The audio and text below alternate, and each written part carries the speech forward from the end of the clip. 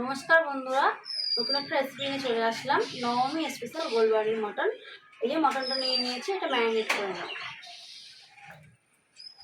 আমি এখানে 500 গ্রাম মাংস নিয়েছি, আপনারা চাইলে বেশিও নিতে পারেন। মাংসটা ম্যারিনেট করার জন্য পেঁপে বাটা লাগবে, পেঁপেটা কেটে বেটে নেব। বেশি লাগবে না, অল্প একটু লাগবে।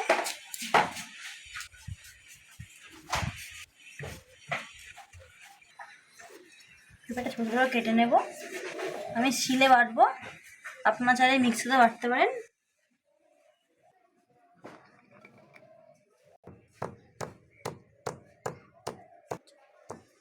পেঁপেগুলো থেতো করে নেব, বাটতে সুবিধা হবে।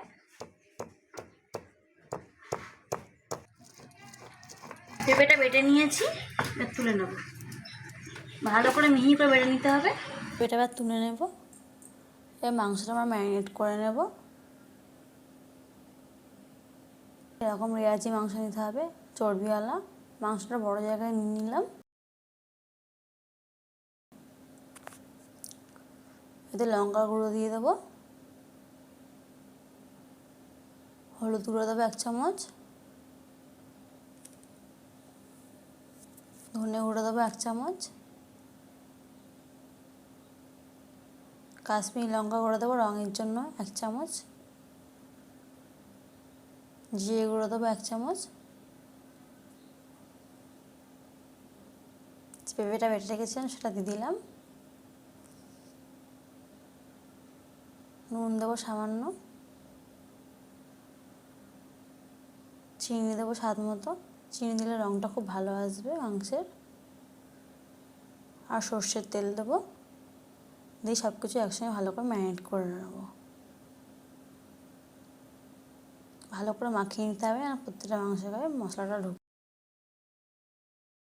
মাংসগুলো ম্যারিনেট করে নিয়েছি, ওই ঢাকা দিয়ে রেস্টে রেখে দেবো 1 ঘন্টার জন্য। আর বাকি যে মশলাগুলো লাগবে সেগুলো আমরা গুছিয়ে নেব। রসুনটা বাটা হয়ে গেছে, আদাটা বেটে নিলাম, তুলে নেব।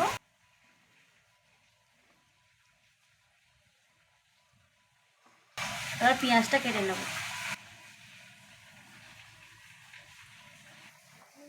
পেঁয়াজগুলো কুচি কুচি করে কেটে নেব।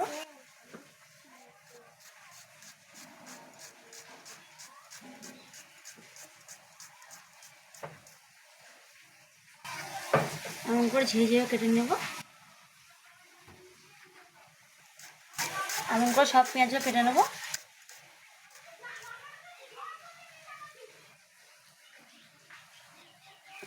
উনুনটা জ্বালিয়ে নিয়েছি, একটা কড়া বসিয়ে দিয়েছি। কড়াটা গরম হয়ে গেছে, তেল দিয়ে দেবো।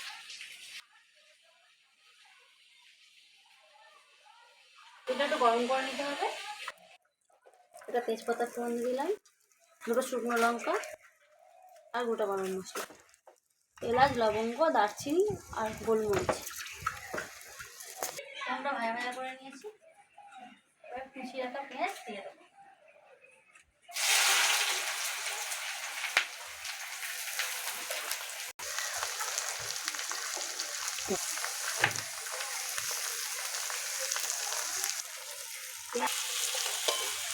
পেঁয়াজটাকে ভালো করে ভেজে নেবো, একদম লাল লাল করে ভাজতে হবে।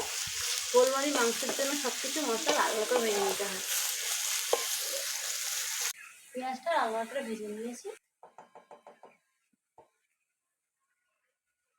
এবার আদা রসুন বেটে রেখেছিলাম দিয়ে দেবো।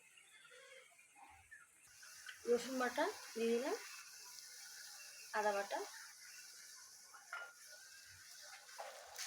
আদা রসুনটা ভালো করে ভেজে নেব।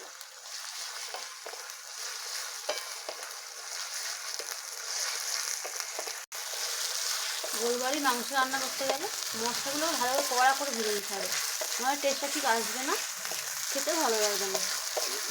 সব মশলাগুলোই কড়া করে ভেজে নেবো। যেমন পেঁয়াজটা একদম পুরো লাল লাল করে ভেজে নিয়েছি, কেমন করে ভেজে নিতে হবে।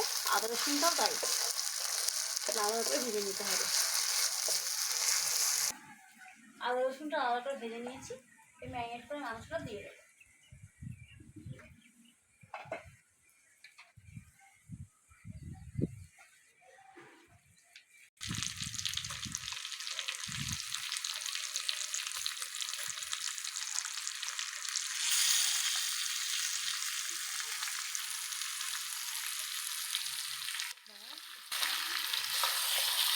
মাংসটা নেড়ে ছেড়ে নেবো।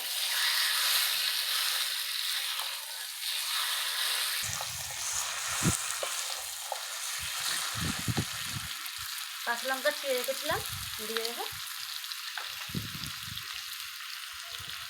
100 গ্রাম টক দিয়ে ভালো ফাটিয়ে রেখেছি, দিয়ে দেবো। ভালো করে মাংসটাকে কষিয়ে নেবো। মাংসটা ভালো করে কষিয়ে নিতে হবে, একটু জল দেবো না।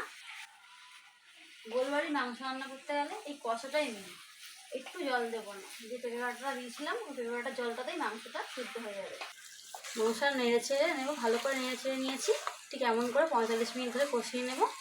ঝিমে আছে, বেশি জোরে জল দেবো না। ঢাকা দিয়ে দেবো। 5 মিনিট হয়ে গেছে, ঢাকাটা খুলে দেখে নেবো।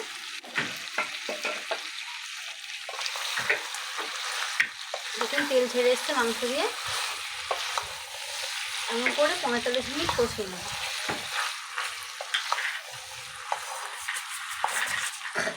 আবার ঢাকা দিয়ে দেবো। আস্তে আছে 45 মিনিট ধরে মাংসটাকে কষিয়ে নিয়েছি। দেখুন কত সুন্দর কালার এসছে, মাংসটাও সিদ্ধ হয়ে গেছে। গোলবাড়ির মাংস আমাদের রেডি। গোলবাড়ির মাংসটি কিরকম কালারই আসবে। এবার গরম ভাত নিয়ে গোলবাড়ির মাংসটি তৃপ্তি করে খান। এবার মাংসটা নামিয়ে নেব।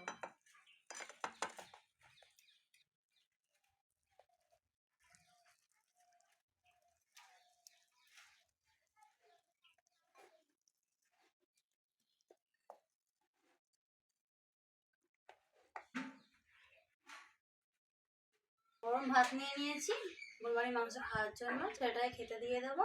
বাবু খাবি আয়, বসো।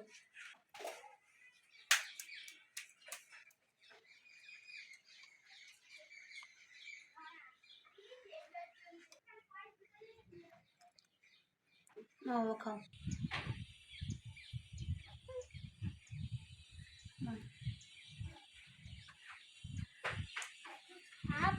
মাংসটা খেয়ে দেখো তো,